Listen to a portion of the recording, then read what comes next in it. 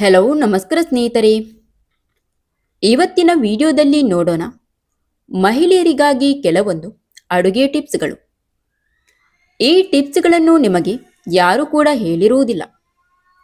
ಈ ಟಿಪ್ಸ್ನಿಂದ ನಿಮ್ಮ ಆತ್ಮವಿಶ್ವಾಸ ಹೆಚ್ಚುತ್ತದೆ ಮತ್ತು ಸಮಯ ಉಳಿತಾಯವಾಗುತ್ತದೆ. ಸ್ನೇಹಿತರೆ, ಅದಕ್ಕಿಂತ ಮುಂಚೆ ನಮ್ಮ ದಿವ್ಯಾಸ್ ಬುಕ್ಸ್ ಆಫ್ ಯೂಟ್ಯೂಬ್ ಚಾನಲ್ನ ಸಬ್ಸ್ಕ್ರೈಬ್ ಮಾಡಿಕೊಂಡು ವಿಡಿಯೋಗೆ ಒಂದು ಲೈಕ್ ನೀಡಿ ನಿಮ್ಮ ಅನಿಸಿಕೆಯನ್ನು ಕಮೆಂಟ್ ಮೂಲಕ ತಪ್ಪದೆ ತಿಳಿಸಿ. ಹುಣಸೆ ಹಣ್ಣನ್ನು ಬಿಸಿಲಿನಲ್ಲಿ ಚೆನ್ನಾಗಿ ಒಣಗಿಸಿ ಇಟ್ಟರೆ ಹುಳ ಬೀಳುವುದಿಲ್ಲ, ಆದರೆ ಬೀಜ ತೆಗೆದು ಒಣಗಿಸಬೇಕು. ದವಸ ಧಾನ್ಯಗಳನ್ನು ಹಾಗೂ ಯಾವುದೇ ಹಿಟ್ಟನ್ನು ಶುಚಿ ಮಾಡಿದ ನಂತರ ಪ್ಲಾಸ್ಟಿಕ್ ಚೀಲಗಳಲ್ಲಿ ತುಂಬಿ ನಂತರ ಅದನ್ನು ಡಬ್ಬಿಗಳಲ್ಲಿಟ್ಟರೆ ಅವು ತೇವವಾಗುವುದಿಲ್ಲ. ಗಸಗಸೆಯನ್ನು ಸ್ವಲ್ಪ ಹುರಿದಿಟ್ಟರೆ ಹುಳಗಳು ಬರುವುದಿಲ್ಲ. ಈರುಳ್ಳಿಯನ್ನು ಗಾಳಿಯಾಡುವಂತಹ ತಂತಿಯ ಬುಟ್ಟಿಯಲ್ಲಿ ಹಾಕಿಟ್ಟರೆ ಅವು ಬೇಗ ಕೊಳೆಯುವುದಿಲ್ಲ. ರವೆಯನ್ನು ಎಣ್ಣೆ ಹಾಕದೆ ಹುರಿದಿಟ್ಟರೆ 4-5 ವಾರಗಳವರೆಗೆ ಹುಳ ಬೀಳುವುದಿಲ್ಲ. ಶುಂಠಿಯನ್ನು ಪಾಟ್ ಇಲ್ಲವೇ ಹಿತ್ತಲಿನಲ್ಲಿ ಮಣ್ಣಿನೊಳಗೆ ಹೂತಿಟ್ಟು ಅಗತ್ಯ ಬಿದ್ದಾಗ ತೆಗೆದುಕೊಂಡಲ್ಲಿ ಹೆಚ್ಚು ಕಾಲ ಫ್ರೆಶ್ ಆಗಿರುತ್ತದೆ. 1 ಕಿಲೋ ಗಸಗಸೆಗೆ 2 ಕಪ್ಪು ಸಕ್ಕರೆ ಸೇರಿಸಿಟ್ಟರೆ ಅದು 6-7 ತಿಂಗಳವರೆಗೆ ಕೆಡುವುದಿಲ್ಲ. ಜೀರಿಗೆ, ಕೊತ್ತಂಬರಿ ಬೀಜ, ಎಳ್ಳು ಮುಂತಾದ ಕಾಳುಗಳನ್ನು ಬಟ್ಟೆಯ ಚೀಲದಲ್ಲಿ ಕಟ್ಟಿಟ್ಟರೆ ಬಹಳ ಸಮಯದವರೆಗೆ ಹುಳ ಬೀಳುವುದಿಲ್ಲ. ಸಾಸಿವೆಯನ್ನು ಕೇರಿದ ಮೇಲೆ ನುಣುಪಾದ ಮಣೆಯ ಮೇಲೆ ಕೊಂಚ ಕೊಂಚವಾಗಿ ಹಾಕಿಕೊಂಡು ಕೈಗಳಿಂದ ಮೇಲ್ಮುಖವಾಗಿ ಉರುಟಾಡಿಸಿದರೆ ಕೇವಲ ಸಾಸಿವೆ ಮಾತ್ರ ಮಣೆಯ ಮುಂದಿರುವ ಪ್ಲಾಸ್ಟಿಕ್ ಮೊರದಲ್ಲಿ ಬೀಳುವುದು. ಕಸ, ಮಣ್ಣು, ಕಲ್ಲು ಮಣೆಯ ಮೇಲೆ ಹಾಗೇ ಉಳಿಯುವುದು. 2 ಬಾರಿ ಈ ರೀತಿ ಮಾಡಿದರೆ ಸಾಸಿವೆ ಶುಭ್ರವಾಗುತ್ತದೆ. ಹಸಿ ಸುಣ್ಣದ ಡಬ್ಬಿಯಲ್ಲಿ 1 ಚೂರು ಕಲ್ಲು ಸಕ್ಕರೆ ಹಾಕಿಟ್ಟರೆ ನೀರಿನ ಅಂಶ ಆರುವುದಿಲ್ಲ. ಒದ್ದೆ ಆಗಿರುವ ಕಪಾಟುಗಳಲ್ಲಿ ಸುಣ್ಣದ ಕಲ್ಲನ್ನು ಇಟ್ಟರೆ ಅದು ನೀರಿನ ಅಂಶಗಳನ್ನೆಲ್ಲ ಹೀರಿಕೊಳ್ಳುತ್ತದೆ. ಇಂಗನ್ನು ಬೇಳೆಯ ಡಬ್ಬಿಯಲ್ಲಿಟ್ಟರೆ ಅದು ಬಹಳ ದಿನಗಳವರೆಗೆ ಗಟ್ಟಿಯಾಗಿ ಇರುತ್ತದೆ. ಕಡಲೆಬೇಳೆ, ಸಾಸಿವೆ, ಕಡಲೆಕಾಯಿ ಬೀಜ, ಜೀರಿಗೆ, ಧನಿಯಾ, ಎಳ್ಳು ಮುಂತಾದ ಸಾಮಾನುಗಳನ್ನು ಸ್ವಲ್ಪ ಹುರಿದು ಆರಿಸಿ ಡಬ್ಬಿಯಲ್ಲಿಟ್ಟರೆ ಬಹಳ ದಿನಗಳವರೆಗೆ ಹುಳ ಬೀಳುವುದಿಲ್ಲ. 1 ದೊಡ್ಡ ಸುಣ್ಣದ ಡಬ್ಬಿಗೆ 2 ಚಮಚ ಸಕ್ಕರೆ ಮತ್ತು ಅರ್ಧ ಹೋಳು ನಿಂಬೆರಸವನ್ನು ಹಿಂಡಿಟ್ಟರೆ ಅದು ಅನೇಕ ತಿಂಗಳವರೆಗೆ ಹಸಿಯಾಗಿ ಉಳಿದಿರುತ್ತದೆ. ಹಿಟ್ಟುಗಳನ್ನು ಹಾಗೂ ಧಾನ್ಯಗಳನ್ನು ಒದ್ದೆಯಾದ ಕೈಗಳಿಂದ ಅಥವಾ ಒದ್ದೆ ಚಮಚಗಳಿಂದ ಮುಟ್ಟಬೇಡಿ. ಸ್ವಲ್ಪ ನೀರಿನ ಅಂಶ ಈ ಪದಾರ್ಥಗಳಿಗೆ ಸೋಕಿದರೂ ಅದಕ್ಕೆ ಹುಳಗಳು ಬೀಳುತ್ತದೆ ಮತ್ತು ಶೀಘ್ರವೇ ಬೂಸ್ಟ್ ಹಿಡಿಯುತ್ತದೆ. ಗಿರಣಿಗೆ ಹಾಕಿಕೊಂಡು ಬಂದ ಹಿಟ್ಟನ್ನು ಗಾಳಿಯಲ್ಲಿ ಆರಿಸಿ ತಣ್ಣಗಾದ ಮೇಲೆ ಡಬ್ಬಿಯಲ್ಲಿ ಚೆನ್ನಾಗಿ ಒತ್ತಿ ತುಂಬಿ ಇಡುವುದರಿಂದ ಬೇಗನೆ ಹುಳ ಬೀಳುವುದಿಲ್ಲ. ತೆಂಗಿನಕಾಯಿಯ ತುರಿಗೆ ಸ್ವಲ್ಪ ಉಪ್ಪು ಬೆರೆಸಿ ಇಟ್ಟರೆ 3 ದಿನಗಳವರೆಗೆ ಕೆಡದೇ ಇರುತ್ತದೆ. ತೆಂಗಿನ ಹೋಳುಗಳು ಹೆಚ್ಚಾಗಿದ್ದರೆ ಅವುಗಳನ್ನು ತುರಿದು ಬಿಸಿಲಿನಲ್ಲಿ ಚೆನ್ನಾಗಿ ಒಣಗಿಸಿ ತುಂಬಿಟ್ಟರೆ 15 ದಿನಗಳವರೆಗೆ ಉಪಯೋಗಿಸಿಕೊಳ್ಳಬಹುದು. ಒಡೆದ ತೆಂಗಿನಕಾಯಿ ಕೆಡದೇ ಇರಲು ನೀರಿನಲ್ಲಿ ಸ್ವಲ್ಪ ಉಪ್ಪು ಹಾಕಿ ಹೋಳುಗಳನ್ನು ಮುಳುಗಿಸಿಡಬೇಕು. ತೆಂಗಿನ ಒಡೆದ ಹೋಳುಗಳಿಗೆ ಬೂಸ್ಟ್ ಬರುವುದನ್ನು ತಪ್ಪಿಸಲು ಅದನ್ನು ನೀರಿನಿಂದ ದಿನವೂ 2 ಬಾರಿ ತೊಳೆಯಿರಿ. ಫಿಲ್ಟರ್ನಲ್ಲಿ ಕಾಫಿ ಮಾಡುವಾಗ ಫಿಲ್ಟರಿಗೆ ಕಾಫಿ ಪುಡಿ ಹಾಕಿದ ನಂತರ ಪುಡಿ ನೆನೆಯುವಷ್ಟು ಬಿಸಿ ನೀರನ್ನು ಪುಡಿಯ ಮೇಲೆ ಚಿಮುಕಿಸಿ 1-2 ನಿಮಿಷ ಬಿಡಿ. ಆಮೇಲೆ ಕುದಿಯುವ ನೀರು ಹಾಕಿದರೆ ಡಿಕಾಕ್ಷನ್ ಸ್ಟ್ರಾಂಗ್ ಆಗಿ ಬರುತ್ತದೆ. ಕಾಫಿ ಬೀಜವನ್ನು ಹುರಿಯುವಾಗ ಸ್ವಲ್ಪ ಸಕ್ಕರೆಯನ್ನು ಸೇರಿಸಿದರೆ ರುಚಿ ಹೆಚ್ಚುವುದು.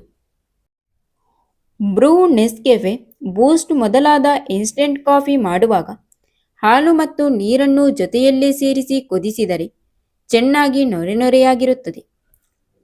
ಕಾಫಿ ಡಿಕಾಕ್ಷನನ್ನು ಟಿಶ್ಯೂ ಕಾಗದಲ್ಲಿ ಸೋಸಿದರೆ ಕಾಫಿ ಪುಡಿ ಚೆನ್ನಾಗಿ ಬೇರೆಯಾಗುತ್ತದೆ. ಟೀ ಸೊಪ್ಪಿನೊಂದಿಗೆ ಚಿಟಿಕೆ ಉಪ್ಪು, ಚಿಟಿಕೆ ದಾಲ್ಚಿನ್ನಿ ಮತ್ತು ಚಿಟಿಕೆ ಏಲಕ್ಕಿ ಸೇರಿಸಿ ಟೀ ಮಾಡಿದರೆ ಒಳ್ಳೆಯ ರುಚಿ ಮತ್ತು ಸುವಾಸನೆ ಬರುವುದು. ಟೀ ತಯಾರಿಸಿದ ಮೇಲೆ 1 ಲೋಟಕ್ಕೆ 1 ಹನಿಯಂತೆ ವೆನಿಲ್ಲಾ ಎಸೆನ್ಸ್ ಸೇರಿಸಿದರೆ ಒಳ್ಳೆಯ ರುಚಿ ಮತ್ತು ಸುವಾಸನೆ ಬರುವುದು. ಕಾಫಿ ಮಾಡಿದ ಪಾತ್ರೆಯಲ್ಲಿ ಟೀ ಮಾಡಿದರೆ ಬಹಳ ರುಚಿಕರವಾಗಿರುತ್ತದೆ. ಒಂದು ಪಾತ್ರೆಯಲ್ಲಿ ತಣ್ಣೀರು ಮತ್ತು ಟೀ ಸೊಪ್ಪು ಹಾಕಿ ಮುಚ್ಚಿ ಬಿಸಿಲಿನಲ್ಲಿ ಹಲವಾರು ಗಂಟೆಗಳ ಕಾಲ ಇಟ್ಟರೆ ಸೊಗಸಾದ ಐಸ್ ಟೀ ತಯಾರಾಗುತ್ತದೆ. ಪ್ರೆಷರ್ ಕುಕ್ಕರ್ನಲ್ಲಿ ಇಡ್ಲಿಗಳನ್ನು ಬೇಯಿಸುವಾಗ ಒಂದು ಬಟ್ಟಲನ್ನು ಬೋರಲ್ ಹಾಕುವುದರಿಂದ ಇಡ್ಲಿಗಳು ಮೆತ್ತಗೆ ಹಾಗೂ ಇಡ್ಲಿ ಪಾತ್ರೆಯಲ್ಲಿ ಮಾಡಿದಂತೆಯೇ ಉಬ್ಬುತ್ತದೆ. ಪ್ರತಿ ಬಾರಿ ಇಡ್ಲಿಯನ್ನು ಬೇಯಿಸುವ ಮೊದಲು ಕುಕ್ಕರಿನ ನೀರಿನ ಮಟ್ಟವನ್ನು ಪರೀಕ್ಷಿಸಿ ಅವಶ್ಯವಿದ್ದಷ್ಟು ನೀರು ಹಾಕುತ್ತಿರಬೇಕು. ಇಡ್ಲಿಯನ್ನು ಅಡ್ಡವಾಗಿ ಕೊಯ್ದು ಮಧ್ಯದಲ್ಲಿ ಪಲ್ಯ, ಚಟ್ನಿ ಪುಡಿ, ಜಾಮ್ ಅಥವಾ ಬೆಣ್ಣೆಗಳನ್ನು ಇಟ್ಟು ಸ್ಯಾಂಡ್ವಿಚ್ ತರಹ ಮಾಡಿ ಉಪಯೋಗಿಸಬಹುದು. ದೋಸೆ ಮಾಡುವಾಗ ಉದ್ದಿನಬೇಳೆ ಬದಲಾಗಿ ಕಡಲೆಪುರಿಯನ್ನು ಉಪಯೋಗಿಸಬಹುದು.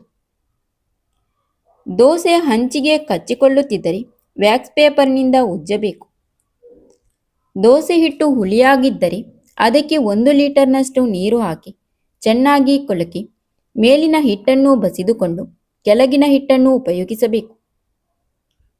ಮಸಾಲೆ ದೋಸೆ ಮಾಡುವಾಗ ಸ್ವಲ್ಪ ಕಡಲೆಬೇಳೆ ಅಥವಾ ತೊಗರಿಬೇಳೆ ಹಿಟ್ಟು ಸೇರಿಸಿ ರುಬ್ಬುವುದರಿಂದ ದೋಸೆಯ ಬಣ್ಣ ಚೆನ್ನಾಗಿರುತ್ತದೆ.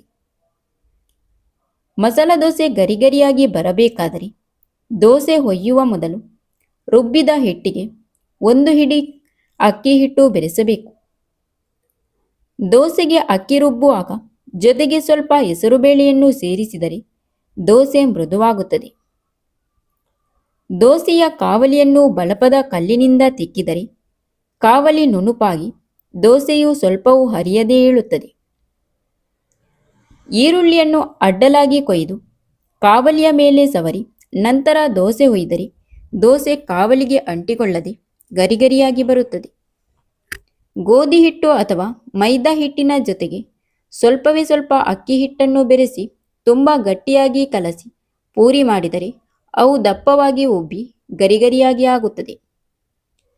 ಪೂರಿಯ ಹಿಟ್ಟನ್ನು ಕಲಸುವಾಗ ಅದಕ್ಕೆ ಸ್ವಲ್ಪ ಕಾಯಿಸಿದ ಎಣ್ಣೆಯನ್ನು ಹಾಕಿ ಕಲಸಿದರೆ ಪೂರಿ ಹೆಚ್ಚು ಗರಿಗರಿಯಾಗಿ ಇರುವುದರ ಜೊತೆಗೆ ರುಚಿಯೂ ಹೆಚ್ಚಿರುತ್ತದೆ. ಪೂರಿ ಮೃದುವಾಗಬೇಕಾದರೆ ಮತ್ತು ಹೆಚ್ಚು ರುಚಿ ಇರಬೇಕಾದರೆ ಮೈದಾ ಹಿಟ್ಟಿನ ಜೊತೆಗೆ ಸ್ವಲ್ಪ ಮೊಸರನ್ನು ಕೂಡಿಸಿ ಕಲಸಬೇಕು. ಚಪಾತಿ ಹಿಟ್ಟು ಕಲಸುವಾಗ ನೀರಿನ ಜೊತೆ ಹಾಲು ಸೇರಿಸಿದರೆ ಚಪಾತಿಗಳು ಮೃದುವಾಗಿ ಮತ್ತು ಪುಷ್ಟಿಯಾಗಿ ಆಗುತ್ತದೆ. ಬೆಂದ ರೊಟ್ಟಿಗಳನ್ನು ಮೃದುವಾಗಿರಿಸಬೇಕೆಂದರೆ ಅವುಗಳನ್ನು ಹತ್ತಿ ಬಟ್ಟೆಯಿಂದ ಸುತ್ತಿ ಡಬ್ಬಿಯಲ್ಲಿಡಬೇಕು. ಅನ್ನ ಮಾಡುವಾಗ ಪಾತ್ರೆಯ ಒಳಗಿನ ಅಂಚಿನಿಂದ 3-4 ಅಂಗುಲ ಜಿಡ್ಡು ಸವರಿದರೆ ಅನ್ನ ಒಕ್ಕುವುದಿಲ್ಲ. ಅಕ್ಕಿ ಬೆಂದಾಗ ತನ್ನ 3ರಷ್ಟು ಆಗುತ್ತದೆ ಎಂಬುದನ್ನು ನೆನಪಿನಲ್ಲಿಟ್ಟುಕೊಂಡು ಅದಕ್ಕೆ ಸರಿಯಾಗುವ ಪಾತ್ರೆಯಲ್ಲಿ ಅನ್ನ ಮಾಡಬೇಕು. ಹೊಸ ಅಕ್ಕಿಯಿಂದ ಅನ್ನ ಮಾಡಿದಾಗ ನೀರು ಮರಳಿದ ಮೇಲೆ ಅಕ್ಕಿ ಹಾಕಿ 1-2 ಕುದಿ ಬಂದ ಮೇಲೆ ಉರಿ ಕಡಿಮೆ ಮಾಡಿ ಪಾತ್ರೆಯ ಬಾಯನ್ನು ಮುಚ್ಚಿದರೆ ಅನ್ನ ಉದುರುವುದರಾಗಿ ಆಗುತ್ತದೆ. ಅಲ್ಯೂಮಿನಿಯಂ ಪಾತ್ರೆಯಲ್ಲಿ ಅನ್ನ ಮಾಡುವಾಗ 1-2 ಹನಿ ವಿನೆಗರ್ ಹಾಕಿದರೆ ಪಾತ್ರೆ ಕಪ್ಪಾಗುವುದಿಲ್ಲ. 1 ತುಂಡು ಬ್ರೆಡ್ ಅನ್ನು ಅನ್ನದ ಮೇಲೆ ಇಟ್ಟರೆ ತೇವಾಂಶ ಹೋಗಿ ಉದುರುವುದುರಾಗುತ್ತದೆ. ಬಿಸಿ ಬೇಳೆಬಾತ್, ಪೊಂಗಲ್ ಮತ್ತು ಪಲಾವ್ಗಳನ್ನು ಮಾಡುವಾಗ ಒಲೆಯ ಮೇಲೆ ಕಾವಲಿಯನ್ನಿಟ್ಟು ಅದರ ಮೇಲೆ ಈ ಪದಾರ್ಥಗಳನ್ನು ಮಾಡುವ ಪಾತ್ರೆಯನ್ನಿಟ್ಟರೆ ಅದು ತಳ ಹಿಡಿಯುವುದಿಲ್ಲ. Thank you for watching. ಸ್ನೇಹಿತರೆ, ಇಂತಹ ಯೂಸ್ಫುಲ್ ಇನ್ಫಾರ್ಮೇಷನ್ಗಾಗಿ ನಮ್ಮ ದಿವ್ಯಾಸ್ ಬುಕ್ಸ್ ಆಫ್ ಯೂಟ್ಯೂಬ್ ಚಾನಲ್ನ ಸಬ್ಸ್ಕ್ರೈಬ್ ಮಾಡೋದನ್ನು ಮರೆಯಬೇಡಿ.